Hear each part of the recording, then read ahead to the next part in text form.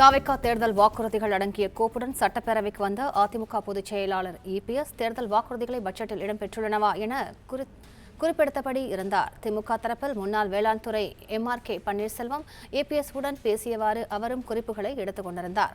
கூடுதல் விவரங்களை செய்தியாளர் பாண்டியராஜனிடம் கேட்கலாம். பாண்டியராஜன், இது தொடர்பான முழு விவரங்களை பதிவு பண்ணுங்க. சட்டப்பேரவையில இன்று 2026-2027 ஆண்டிற்கான வேளாண் பட்ஜெட் தாக்கல் செய்யப்பட்டது. வேளாண் துறை அமைச்சர் வினோத் அவருடைய வேளாண் பட்ஜெட் தொடர்பான அந்த உரையை நிகழ்த்தி கொண்டிருக்கும் பொழுது அதிமுகவினுடைய பொதுச் செயலாளரும் தற்போது அதிமுகவினுடைய சட்டமன்ற குழு தலைவராக இருக்கக்கூடிய முன்னாள் முதலமைச்சர் எடப்பாடி பழனிசாமி வேளாண் பட்ஜெட் தொடர்பான குறிப்புகளை எடுக்க தொடங்கியிருந்தார்.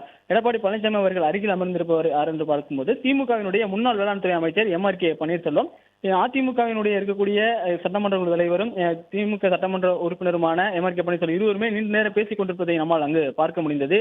குறிப்பா எடப்பாடி பழனிசாமி அவர்கள் கையில் ஒரு ஃபைல் வைத்திருந்தார். அதில் தாவேகாவினுடைய தேர்தல் அறிக்கையில் வாக்குறுதிகள், அந்த வாக்குறுதியில் என்னென்ன இருக்கிறது, வேளாண் துறை அமைச்சர் ஒவ்வொரு வத்தியாக அவர் வாசிக்கும் போது அதில் இருக்கக்கூடிய அறிவிப்புகள் இடம்பெற்றிருக்கிறதா என்பது வச்சிருந்தார். அதற்கு முன்பாக அதிமுக காலத்தில் செயல்படுத்தக்கூடிய திட்டங்கள் குறித்த ஒரு புத்தகத்தையும் எடப்பாடி பழனிசாமி அவர்கள் கையில் வைத்திருந்தார். அந்த இரண்டுக்குமான வேறுபாடு என்னவா இருக்கிறது, புதிய அறிவிப்புகள் ஏதாவது இருக்கிறதா என்பது குறித்தெல்லாம் ஒரு தொடர்ச்சியாக நோட்ஸ் எடுத்துக் கொண்டிருப்பதை நம்மால் பார்க்க முடிந்தது.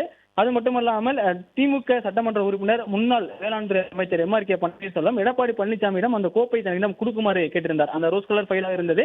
அது தமிழக வெற்றி கழகத்தினுடைய தேர்தல் வாக்குறுதி அடங்கியிருக்கக்கூடிய கோப்பு. அதை வாங்கி எம்.ஆர்.கே. பன்னீர்செல்வம் உள்ளே படித்து பார்த்தார். அதனை படித்த பிறகு அதிலிருந்து சில வாக்கியங்களை எடுத்து அருகில் அமர்ந்திருந்த முன்னாள் உயர்கல்வித்துறை அமைச்சர் கோவி செல்லியன், தற்போது சட்டமன்ற உறுப்பினர் திமுகவில், அவரிடம் சொல்லி அவர்கள் குறிப்பெடுத்துக் கொண்டார்கள். குறிப்பா தமிழக வெற்றி கழகத்தினுடைய வேளாண் துறை அமைச்சர் வேளாண் துறை பட்ஜெட் வாசிக்கும் பொழுது அதே நேரத்தில் திமுக அதிமுக சட்டமன்ற உறுப்பினர்கள் இருவருக்குள்ளாகவும் ஒன்றாக இணைந்து சேர்ந்து பேசிக்கொண்டு நோட்ஸ் எடுப்பது குறித்தும், அந்த வேளாண் துறையில் இருக்கக்கூடிய பிரச்சனைகள் என்ன, அவர்கள் விவசாயிகளுக்காக கொண்டு இருக்கக்கூடிய திட்டங்கள் என்ன, ஏற்கனவே உள்ள திட்டங்களை தற்போது என்ன சொல்லியிருக்கிறார்கள் என்பது குறித்தெல்லாம் அவர்கள் பேசியிருப்பது பார்ப்பதற்கு வித்தியாசமாக இருந்தது. இதுவரைக்கும் சட்டமன்ற வரலாற்றிலேயே தமிழகத்தில் அதிமுக திமுக சட்டமன்ற உறுப்பினர்கள் ஒரே பகுதியில் அமர்ந்தது கிடையாது. இருவருக்குள்ளாக பேசிக்கொண்டு குறிப்பெடுத்துக் கொண்டதும் கிடையாது.